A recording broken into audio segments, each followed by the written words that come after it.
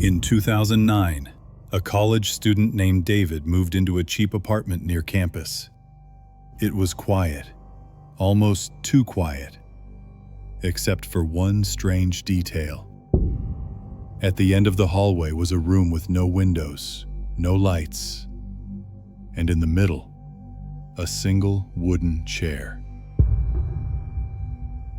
The landlord told him it was just storage. But when David opened the door for the first time, a wave of damp air rolled out, sour and metallic, like wet stone mixed with blood. Inside, the walls were bare concrete, streaked with dark stains that spread like veins. The chair sat perfectly centered, its legs gouging deep scars into the floor, as though it had been dragged back and forth again and again.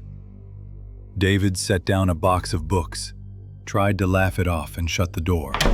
That night, as he drifted toward sleep, he heard a faint rhythm. Tap, tap, like fingernails knocking gently against hollow wood. The sound seemed to seep through the walls until he could feel it in his chest. The next morning, the box he'd left inside was gone from the middle of the floor and stacked neatly against the far wall. The chair had shifted slightly, angled toward the door. As days passed, the noises grew bolder. Some nights it was scraping, like claws dragging across concrete.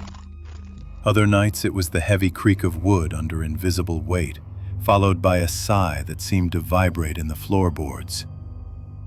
One evening, as David studied, the air in the hallway thickened with a damp, sour smell. He noticed thin black streaks on the wall outside the door, dripping downward like ink. When he touched one, his finger came away sticky. That night, he woke to the sound of breathing. Slow, heavy, close. He pressed his ear to the door and froze. The wood pulsed with warmth, as though someone was leaning against the other side, exhaling directly into the crack. From then on, his neighbors began asking why he dragged furniture in the middle of the night.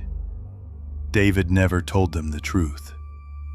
That each morning he found new gouges on the concrete, fresh marks as if the chair had moved while he slept. By the end of the month, David couldn't take it anymore. The tapping had become pounding, furious and impatient, rattling the hallway picture frames, shaking dust from the ceiling. The stench filled the entire apartment, so strong it clung to his hair and clothes. One night, trembling and exhausted, he grabbed the doorknob and yanked it open. The air that rushed out was freezing. The chair was no longer in the center. It was only a step away, turned directly toward him, and on the seat was a dark, wet imprint shaped like two hands pressed flat into the wood. David stepped inside, despite every instinct screaming at him to stop. The moment his foot crossed the threshold, the door slammed shut behind him, the sound booming through the walls.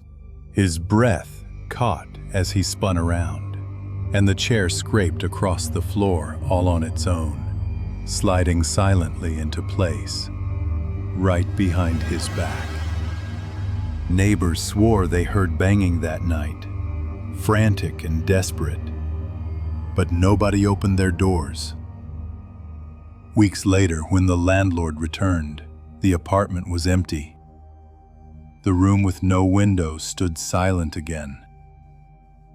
The chair was back in the middle, its legs planted in fresh gouges on the floor, angled perfectly toward the door, waiting.